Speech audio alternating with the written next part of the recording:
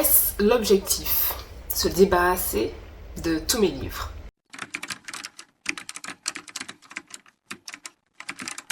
Alors le topic du jour c'est pourquoi j'ai envie de me débarrasser de tous mes livres et pourquoi je ne veux plus à la longue en acheter. Donc toujours mis de mon petit ordinateur. On va essayer d'être cohérent, c'est la deuxième fois que je tourne cette vidéo donc la première raison est que depuis plusieurs années déjà je suis très intéressée par le minimalisme et le fait de revenir à l'essentiel, de posséder beaucoup moins de choses, d'être focus sur les expériences de vie, les gens avec qui on est plutôt que sur le matériel. J'ai réduit mes habitudes de consommation, j'essaie de consommer de façon plus éthique, plus réfléchie et de ne plus m'attacher autant aux choses qu'avant. Et j'avais réussi à le faire sur un peu tous les pans de ma vie, mais pas suffisamment sur le point de vue de ma consommation de livres. Avant, j'avais beaucoup cette aspiration à avoir une bibliothèque énorme, vraiment qui déborde de partout, mais ces chambres qu'on voit beaucoup sur Pinterest avec des espèces d'esthétiques d'intellectuels savants, torturés avec des feuilles de partout, d'écriture de livres, dans un bordel de connaissances on va dire. Et ça m'inspirait beaucoup à l'époque. Et maintenant, je tends plutôt à la réduction justement de cet environnement trop encombré en fait, à quelque chose de plus simple, quelques livres, ceux seulement auxquels je tiens en fait. J'ai recommencé à remarquer que ma bibliothèque me procurait un peu une charge mentale. C'est-à-dire que des fois, je la regardais et je me disais, bon, ben, c'est ma bibliothèque, quoi, c'est ma vie. C'est normal que je prenne du temps à la regarder, mais c'était pas juste un simple regard, en fait, c'est juste des pensées qui arrivaient avec en me disant, mais ça va pas dans ce sens. Mais il y en a trop, j'avais trouvé une technique pour pouvoir les empiler, pour me faire plus de place. J'avais gagné beaucoup de place, mais j'avais plus envie de la remplir en fait. Chaque fois j'ai envie d'enlever des choses dedans et ce qui m'amène au point d'après, c'est que je ne sais pas comment me débarrasser des livres. C'est un peu compliqué parce qu'on a que le Bon Coin ici et il y a beaucoup de personnes qui ne veulent pas se déplacer, qui veulent faire que la moitié de la route. Ce que je comprends, autant moi je n'ai pas envie de faire 15 km pour vendre un livre à 3 € et la personne n'a pas envie de mettre toute son essence pour acheter un livre à 3 € non plus. Donc on n'a pas de plateforme pour mettre ça en place et c'est que les dons. Donc à la limite, c'est ce que j'essaie de faire et que j'ai commencé à faire depuis longtemps, c'est vraiment donner.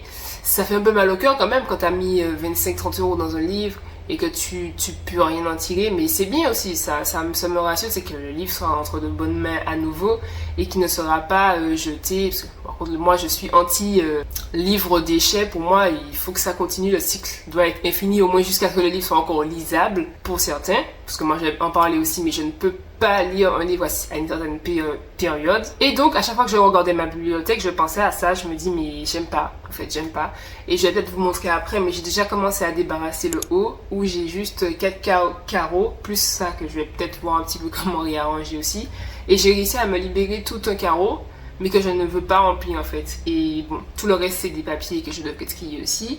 Et quand j'ai vu ma bibliothèque comme ça, avec juste les livres qui me plaisent vraiment, ça a changé tout.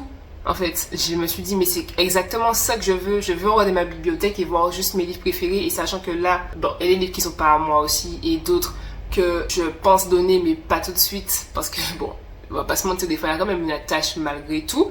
Mais je pense que dans le futur, ce sont des livres que je n'avais pas aspiré à garder toute ma vie. Alors que d'autres, par exemple, ma saga du sang et la cendre, ça je vais jamais m'en débarrasser, c'est clair, il me manque un livre d'ailleurs que j'ai prêté, mais ça m'a vraiment fait une révélation. Et j'ai pensé aussi par exemple au fait que c'est difficile de les stocker, et après avoir vécu plusieurs déménagements, de galères, des tris de livres incessants, et que là je me rends compte que après des déménagements, je suis partie de France en Martinique, de Martinique à Martinique, j'avais encore à chaque étape des livres à débarrasser. La maison dans laquelle je vis actuellement, celle juste avant, j'ai fait un gros tri pour ne pas avoir à prendre trop de choses avec moi dans la nouvelle maison. Quand je suis arrivée dans la nouvelle maison, j'ai encore fait un autre tri. Donc certes, c'est vrai que j'ai acheté des livres entre temps, bien sûr, j'ai eu plus d'un an de livres qui ont été stockés.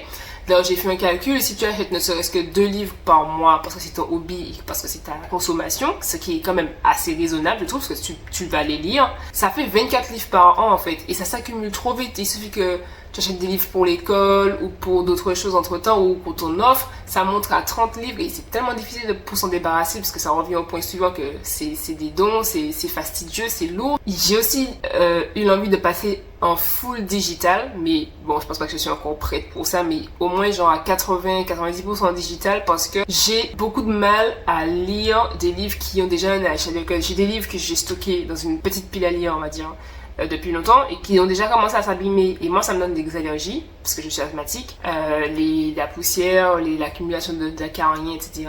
Et ça me fait ça dans les livres, ça me donne des sensations d'asthme en fait. Donc, je n'ai pas envie de mourir d'une crise d'asthme pour une petite romance qui a déjà 3 ans et qui est dans une bibliothèque trop longtemps. Donc ça, voilà, ça va partir. Et c'est dommage parce que j'aurais pu consommer les livres en bibliothèque également, comme ils sont déjà très vieux, ça me fait ça. Donc j'ai du mal à les lire, même si on me passe un livre, même les livres de ma grand-mère que je lisais bien avant. J'ai du mal, il faut que je me force, il faudrait que je mette un masque, je sais pas, j'ai pas encore trouvé de solution pour ça et c'est vraiment difficile. Ça me peine un peu parce que ce serait une grosse opportunité, une bonne solution de prendre des livres en seconde main et de les redonner de façon plus saine, on va dire. Et en fait, je n'ai plus envie de m'attacher autant qu'avant au livre objet de façon générale. Et j'ai envie de m'attacher à l'expérience du livre où je n'ai pas besoin d'avoir le livre sur moi pour avoir cette expérience-là. Et là où j'ai trouvé une très bonne solution, c'est de faire des reviews, des revues littéraires beaucoup plus détaillées, beaucoup plus denses, où je projette toutes mes émotions à chaud sur le livre, avec le nom des personnages, qui j'ai préféré, le topic du livre, tout ce qui m'a marqué, en fait, tout ce qui m'a plu, et bon, tout ce que j'ai détesté aussi, parce que j'aime bien revoir mes hate reviews de livres que j'ai pas aimé du tout, et pourquoi je le dis. Et ça me parle beaucoup plus quand je reviens dedans et que je me rappelle après, ah oui, c'est vrai, il y a eu ça, parce que c'est sous mon prisme en fait. Alors que quand je les regarde sur ma bibliothèque, des livres qui sont un peu mid, qui ne m'ont pas marqué du tout, et je les regarde et je me rappelle pas de qui est dedans, je me dis, mais pourquoi je les garde en fait? Qu'est-ce que je fais avec ça? Parce qu'il y a même pas la tâche pour dire que j'ai envie de les conserver parce que je les ai aimés. Non, j'ai rien en fait. Et c'est juste pour avoir une bibliothèque remplie qui me donne une charge mentale. Donc voilà où j'en suis maintenant. Pour l'heure, j'ai déjà mis j'ai 2 cabas qui vont être donnés et je vais encore repasser là-dedans pour voir ce que je peux mettre de plus. Mais je vais vraiment réduire ma consommation. Est-ce que j'ai envie de subventionner Bezos pour le reste de ma vie à 100%? Pas vraiment. Peut-être qu'un jour je vais changer de Kindle. Quand elle va mourir, je vais essayer de changer pour peut-être une Kobo, je sais pas, je vais voir. Des fois c'est un peu pareil au même. Mais voilà où j'en suis pour l'instant.